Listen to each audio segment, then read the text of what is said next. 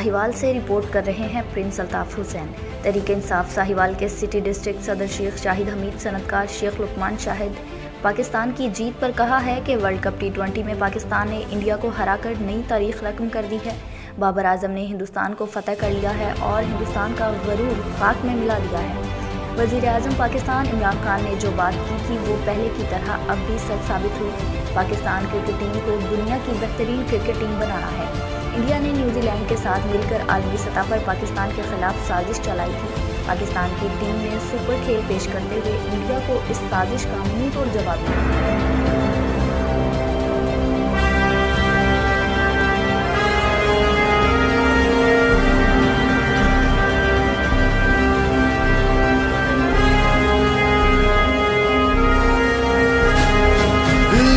जुनू जो रगों से बहा है, दिल आजमाया तो डरना लगा है।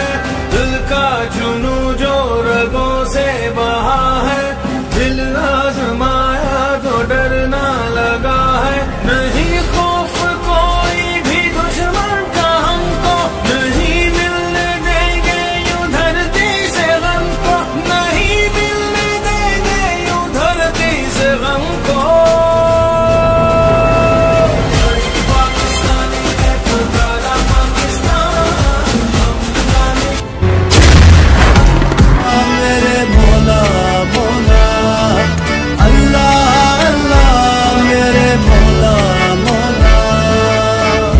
अल्लाह तू है रहमत वाला, नाम है तेरा बरकत वाला।